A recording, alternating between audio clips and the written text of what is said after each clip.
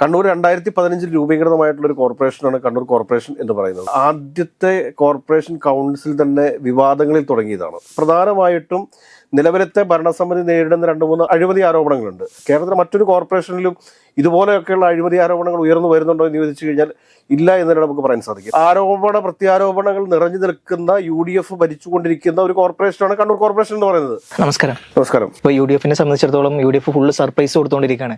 ഇപ്പോൾ തിരുവനന്തപുരത്ത് ശബരിനാഥിനെ ഇറക്കി വൻ സർപ്രൈസ് കൊടുക്കുന്നു, അതിനുശേഷം കൊല്ലത്ത് കൊടുക്കുന്നു, കോഴിക്കോട് കൊടുക്കുന്നു. ഇനിയിപ്പോൾ ഏറ്റവും വലിയ ചർച്ചാ വിഷയം കണ്ണൂരാണ്. അപ്പോൾ കണ്ണൂരിന് ഏറ്റവും വലിയ സർപ്രൈസ് എന്തായിരിക്കും? തിരുവനന്തപുരത്തിന് സർപ്രൈസ് തന്നെയായിരുന്നു ആ സ്ഥാനാർത്ഥി പ്രഖ്യാപനവും കാര്യങ്ങളും ഒക്കെ. പക്ഷെ അത് കൊല്ലത്തേക്ക് വന്നു കഴിഞ്ഞപ്പോഴത്തേക്ക് വിവാദങ്ങളിലേക്ക് കടക്കുന്ന കാഴ്ച നമ്മൾ കണ്ടതാണ്. തിരുവനന്തപുരത്തും കാര്യങ്ങൾ അത്ര സുഖകരമൊന്നുമല്ല, അവിടെയും വിവാദങ്ങളുണ്ട്. ആ സീറ്റിനെ ചൊല്ലി മാത്രമല്ല, മറ്റു പല കാര്യങ്ങളും തർക്കമുണ്ട്. ഇപ്പോൾ ഒരു INTUC ഒരു അഖിലേന്ത്യാ നേതാവ് സുരേഷ് എന്ന് പറയുന്ന നേതാവ് അവിടെ രാജ്യഭീഷണി മുഴക്കമൊക്കെ ചെയ്തിട്ടുണ്ട്. അതുകൊണ്ട് കൊല്ലത്തും ചില ആക്ഷേപങ്ങൾ വരുന്നുണ്ട്. പിന്നെ കോഴിക്കോടൊക്കെ എന്താ വെച്ച് കഴിഞ്ഞാൽ ജോയി മാത്യു ഉൾപ്പെടെയുള്ള ആളുകളെയൊക്കെയാണ് മേയർ സ്ഥാനത്തേക്ക് പരിഗണിച്ചുകൊണ്ടിരിക്കുന്നത്. ഈ സ്ഥിരബുദ്ധി ഏതൊക്കെ സമയത്ത് ഉണ്ടാകുമെന്ന് ഒരു തിരിച്ചറിവില്ലാത്ത ഒരു ആളാണ് ജോയി മാത്യു എന്ന് സാധാരണക്കാരായിട്ടുള്ള കോൺഗ്രസ്സുകാർക്ക് അറിയത്തില്ലേ എന്നുള്ളതാണ് നമ്മുടെ ഒരു ചോദ്യം. അതവിടെ നിൽക്കട്ടെ. കോഴിക്കോട്ടിലേക്ക് ഏതെങ്കിലും നമുക്ക് നാളെ വരാം. കണ്ണൂർ 2015 രൂപീകൃതമായിട്ടുള്ള ഒരു കോർപ്പറേഷനാണ് കണ്ണൂർ കോർപ്പറേഷൻ എന്ന് പറയുന്നത്. 55 ഡിവിഷനുകളാണ് കണ്ണൂർ കോർപ്പറേഷനകത്ത് ഉള്ളത്. ഈ കോർപ്പറേഷൻ ആരംഭിച്ച ആദ്യത്തെ കോർപ്പറേഷൻ കൗൺസിൽ തന്നെ വിവാദങ്ങളിൽ തുടങ്ങിയതാണ്. അവിടെ PK രാഗേഷ് എന്ന് പറയുന്ന ഒരു കോൺഗ്രസ് വിമത നേതാവുണ്ട്.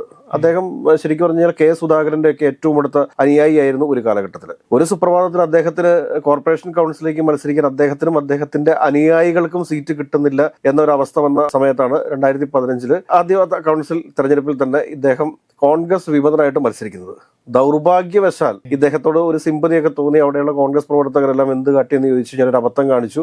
ഇദ്ദേഹത്തിന് വോട്ട് കൊടുക്കുന്നു. ഇദ്ദേഹത്തിന് വോട്ട് കൊടുത്തതിന് ശേഷം ഏകദേശം രാഗേഷിന്റെ പിന്തുണ ഉണ്ടെങ്കിൽ മാത്രമേ അവിടെ ഒരു മേയർ വരികയുള്ളൂ എന്നൊരു സാഹചര്യത്തിലേക്ക് കാര്യങ്ങൾ നീങ്ങുന്ന സമയത്ത് കെ സുധാകരൻ്റെതായിട്ടുള്ള ചില പിടിവാശികളിൽ അവിടെ തന്നെ നിന്നു. മറിച്ച് അപ്പുറത്ത് CPM ആണെങ്കിൽ ഒരു അനുനയ നീക്കം നടത്തുകയും PK രാഗേഷിനെ അവിടെ ഡെപ്യൂട്ടി മേയറായിട്ട് അവരോധിക്കുകയൊക്കെ ചെയ്തു. പക്ഷേ അവസാന നാളുകളിൽ PK രാഗേഷ് തന്നെ CPMനെ പാലം വലിച്ചിട്ട് കോൺഗ്രസിലെത്തുന്ന കാഴ്ച കണ്ടിരുന്നു. അന്ന് കോൺഗ്രസിൽ അദ്ദേഹത്തിന് നേരിട്ട് ചേരാനൊന്നും പറ്റിയിട്ടില്ല. കാരണം അദ്ദേഹം സ്വതന്ത്രനായിട്ട് മത്സരിച്ച് ജയിച്ചിട്ടുള്ള ഒരു കൗൺസിലറാണ്. അപ്പോൾ അദ്ദേഹത്തിന് കോൺഗ്രസിൽ ചേരാനൊന്നും പറ്റിയിട്ടില്ല. എന്നാൽ ഈ കഴിഞ്ഞ 2020 തെരഞ്ഞെടുപ്പിൽ അദ്ദേഹം വിജയിച്ചിരുന്നു. പക്ഷേ അദ്ദേഹത്തിന് മോഹങ്ങളോ കാര്യങ്ങളൊന്നും നടന്നിട്ടില്ല. ഇടയ്ക്കിടയ്ക്ക് ഞാനിവിടെ ജീവിച്ചിരിപ്പുണ്ട് എന്ന് കാണിക്കാൻ വേണ്ടിയിട്ട് കൗൺസിൽ യോഗത്തിന് ചെല്ലും.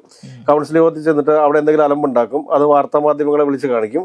അപ്പൊ കണ്ണൂർ കോർപ്പറേഷനിൽ സംഘർഷം എന്നൊക്കെ പറഞ്ഞുകൊണ്ടൊരു വാർത്ത വരും എന്നതിനപ്പുറത്തേക്ക് ഒരു സംഭവം വന്നിട്ട്. പക്ഷെ ഇപ്പോഴും ഇപ്പൊ എനിക്ക് തോന്നുന്നു പുള്ളിക്കാരന്റെ 2025 തെരഞ്ഞെടുപ്പിൽ പുള്ളി നിർദ്ദേശിക്കുന്ന ചില ആളുകൾക്കൊക്കെ സീറ്റ് നൽകാത്ത വരുന്ന സാഹചര്യം ഉണ്ടായിക്കഴിഞ്ഞാൽ എല്ലാ വാർഡുകളിലും സ്ഥാനാർത്ഥികളെ നിർത്തും എന്നൊക്കെയുള്ള ഭീഷണികൾ അദ്ദേഹത്തിന്റെ ഭാഗത്തുനിന്ന് ഉണ്ടാവുന്നുണ്ട്. പക്ഷെ അതിന് എത്രത്തോളം വഴങ്ങിക്കൊടുക്കും എന്ന് നമുക്ക് പറയാൻ സാധിക്കത്തില്ല. ഇപ്പൊ അവിടെ മുസ്ലിയ മഠത്തിൽ എന്ന് പറയുന്ന ഒരാളാണ് കണ്ണൂർ കോർപ്പറേഷന്റെ മേയറായിട്ട് ഉള്ളത്. ഡെപ്യൂട്ടി മേയറായിട്ടുള്ള അഡ്വക്കേറ്റ് P. ഇന്ദിരയാണ്. P. ഇന്ദിര കോൺഗ്രസും അതോടൊപ്പം തന്നെ ഈ മുസ്ലിയ മഠത്തിൽ എന്ന് പറയുന്ന ആള് മുസ്ലിം ലീഗിന്റെ ഏതുമാണ്. ആദ്യത്തെ 2.5 വർഷത്തോളം എനിക്ക് തോന്നുന്നു കോൺഗ്രസിന്റെ ഇതായിരുന്നു മേയർ. അവസാനത്തെ ഈ 2.5 വർഷമാണ് മുസ്ലിം ലീഗിന്റെ ആള് ഇപ്പോൾ മേയറായിട്ട് ഇരിക്കുന്നത്. കണ്ണൂര് മൊത്തം 34 സീറ്റുകൾ, അതായത് 55 ഡിവിഷനുകളുള്ളതിൽ 34 സീറ്റും UDFനാണുള്ളത്. 20 സീറ്റ് INCക്കും ഇന്ത്യൻ നാഷണൽ കോൺഗ്രസിനും അതോടൊപ്പം തന്നെ 14 സീറ്റ് മുസ്ലിം ലീഗിനുമാണുള്ളത്. അതുകൂടാതെ LDFലേക്ക് വരുന്ന സമയത്ത് LDFിൽ CPMന് 17 സീറ്റും CPIക്ക് 2 സീറ്റും പിന്നെ BJPക്ക് 1 സീറ്റ് പിന്നെ സ്വതന്ത്രനായിട്ട് നിൽക്കുന്ന ഒരാൾക്ക് 1 സീറ്റ്, അങ്ങനെ മൊത്തം 55 സീറ്റുകളാണ് ഇപ്പം നിലവിലത്തെ ഒരു കക്ഷി നില എന്ന് പറയുന്നത്. അവിടെ CPMന്റെയും ശക്തി കേന്ദ്രമാണ് കണ്ണൂർ എന്ന് പറയുന്നത്. പക്ഷെ കണ്ണൂർ കോർപ്പറേഷനകത്ത് പലപ്പോഴും UDFനാണ് മേൽക്കൈ ഉണ്ടായിട്ടുള്ളത്. ഇപ്പൊ കണ്ണൂർ നിയോജക മണ്ഡലമാണ് എന്ന് പറഞ്ഞു കഴിഞ്ഞാൽ കണ്ണൂർ നിയോജക മണ്ഡലത്തിൽ സ്ഥിരമായിട്ട് വിജയിച്ചു വരുന്നത് കോൺഗ്രസ് സ്ഥാനാർത്ഥികൾ തന്നെയാണ്. പക്ഷെ കഴിഞ്ഞ 2 പ്രാവശ്യമായിട്ട് ഇപ്പൊ കടന്നപ്പള്ളി രാമചന്ദ്രനാണ് കണ്ണൂർ നിയോജക മണ്ഡലത്തിൽ നിന്ന് മത്സരിച്ച് ജയിച്ചു വരുന്നത്. ഈ പ്രാവശ്യം അദ്ദേഹത്തിന്റെ ടൈം അവസാനിക്കാനായിട്ടുള്ള സാധ്യതയുണ്ട്. ഈ കടന്നപ്പള്ളി രാമചന്ദ്രനോട് കണ്ണൂരുകാർക്ക് ഒരു പ്രത്യേക ഇഷ്ടവും സ്നേഹവും ഒക്കെ ഉണ്ട്. കാരണം അത് EK നായനാരെ വരെ തോൽപ്പിച്ചിട്ടുള്ള ഒരു നേതാവാണ് ഈ കടന്നപ്പള്ളി രാമചന്ദ്രൻ എന്ന് പറയുന്നത്. അപ്പോൾ അദ്ദേഹത്തെ കുറിച്ചൊക്കെ എത്ര പേർക്ക് വിശദമായിട്ട് അറിയാം എന്നുള്ളതിനെ കുറിച്ച് നമുക്ക് അറിഞ്ഞുകൂടാം. പ്രധാനമായിട്ടും നിലവിലത്തെ ഭരണസമിതി നേരിടുന്ന 2-3 അഴിമതി ആരോപണങ്ങളുണ്ട്. അതിൽ ഏറ്റവും പ്രധാനപ്പെട്ടതാണ് ഈ സ്റ്റേഡിയത്തോട് ചേർന്നിട്ടുള്ള ഈ കടമുറികളൊക്കെ ഉണ്ട്, ഈ കെട്ടിടങ്ങളൊക്കെ ഉണ്ട്. ഇതൊക്കെ വാടകയ്ക്ക് കൊടുത്തിരിക്കുന്നതിൽ കോടികളുടെ അഴിമതി നടന്നിട്ടുണ്ടെന്ന് ലോക്കൽ ഓഡിറ്റ് റിപ്പോർട്ടിലൊക്കെ പരാമർശിക്കപ്പെടുകയും വലിയ രീതിയിലുള്ള സമരങ്ങളൊക്കെ അവിടെ നടക്കുകയും ചെയ്തിട്ടുണ്ട്. അപ്പോൾ ഇതെന്താ അവർ ചെയ്തുകൊണ്ടിരുന്നതെന്ന് വെച്ച് കഴിഞ്ഞാൽ ഈ ഒരാൾക്ക് തന്നെ കുറേയധികം കടമുറികൾ വാടകയ്ക്ക് നൽകുക, അതിനുശേഷം അയാളിൽ നിന്ന് വാടക പിരിച്ചെടുക്കാതിരിക്കുക, നികുതി പിരിച്ചെടുക്കാതിരിക്കുക, ഇങ്ങനെയൊക്കെയുള്ള ഒരുപാട് വീഴ്ചകൾ ആരോപിക്കപ്പെടുന്ന ഒരു കോർപ്പറേഷനാണ് കണ്ണൂർ കോർപ്പറേഷൻ എന്ന് പറയുന്നത്. കേരളത്തിലെ മറ്റൊരു കോർപ്പറേഷനിലും ഇതുപോലെയൊക്കെയുള്ള അഴിമതി ആരോപണങ്ങൾ ഉയർന്നു വരുന്നുണ്ടോ എന്ന് ചോദിച്ചു കഴിഞ്ഞാൽ ഇല്ല എന്നതിനെ നമുക്ക് പറയാൻ സാധിക്കും. പിന്നെ മറ്റൊരു ഏറ്റവും പ്രധാനപ്പെട്ട ഒരു ആരോപണം ഈ നിലവിലത്തെ ഈ ഭരണകക്ഷിക്കെതിരെ ഉയർന്നു വരുന്നതാണ് മൾട്ടി ലെവൽ പാർക്കിംഗ്. അതായത് മൾട്ടി ലെവൽ പാർക്കിംഗ് എന്ന് പറഞ്ഞു കഴിഞ്ഞാൽ ഇങ്ങനെ ഒരു 10-15 നിലകളിലായിട്ട് പാർക്ക് ചെയ്യാൻ പറ്റുന്ന രീതിയിൽ. അതായത് നമ്മുടെ ഈ പ്രേക്ഷകർക്കൊക്കെ കൂടുതലായിട്ട് മനസ്സിലാകണമെന്നുണ്ടെങ്കിൽ മറ്റേ തിരുവനന്തപുരം ശരവണ ഭവനുണ്ട്. ഈ ശരവണ ഭവന്റെ പാർക്കിംഗ് എന്ന് പറഞ്ഞു കഴിഞ്ഞാൽ മൾട്ടി ലെവൽ പാർക്കിംഗ് ആണ്. അതായത് ഇങ്ങനെ മേളിലേക്കും താഴേക്കും വന്നുകൊണ്ടേയിരിക്കും. വണ്ടി ഏറ്റവും ടോപ്പിൽ 10 നിലകളുടെ മേളിൽ വരെ കൊണ്ടേ വണ്ടി പാർക്ക് ചെയ്യാൻ വേണ്ടി പറ്റും. അപ്പൊ അത് 10 കോടി രൂപയുടെ ഒരു പ്രൊജക്റ്റ് ആയിട്ടാണ് ഇവർ പറയുന്നത്, കണ്ണൂർ കോർപ്പറേഷൻ പറയുന്നത്. പക്ഷേ ഇത് കുറേയധികം നാളുകളായിട്ട് അത് ഉദ്ഘാടനം ചെയ്യാതെ ഇങ്ങനെ ഇട്ടിരിക്കുകയായിരുന്നു, ഈ ആരോപണങ്ങളും പ്രത്യാരോപണങ്ങളും ഒക്കെ ആയിട്ട്. അപ്പൊ അതിനകത്തൊക്കെ വൻ അഴിമതി നടന്നിട്ടുള്ളതായിട്ടാണ് ആരോപണങ്ങൾ ഉയർന്നു വരുന്നത്. ഇപ്പൊ ഈ അടുത്ത കാലത്തും കണ്ടാണ് അത് തുറന്നു കൊടുത്തിട്ടുള്ളത്. അവിടെ ഒരു പട്ടിക്കുഞ്ഞ് പോലും, അതായത് ഒരു ഓട്ടോറിക്ഷ പോലും അവിടെ പാർക്ക് ചെയ്യുന്നില്ല എന്നുള്ളതാണ് പ്രതിപക്ഷ കക്ഷികളുടെ ആരോപണങ്ങൾ. അപ്പൊ ഇങ്ങനത്തെയൊക്കെ ഒരു പ്രത്യാരോപണങ്ങൾ നിറഞ്ഞു നിൽക്കുന്ന UDF ഭരിച്ചുകൊണ്ടിരിക്കുന്ന ഒരു കോർപ്പറേഷനാണ് കണ്ണൂർ കോർപ്പറേഷൻ എന്ന് പറയുന്നത്. ഈ കണ്ണൂർ കോർപ്പറേഷനിൽ ഇപ്പോഴാണെങ്കിലും ഇനിയാണെങ്കിലും കോൺഗ്രസിന് തന്നെ സാധ്യതകളുണ്ട്.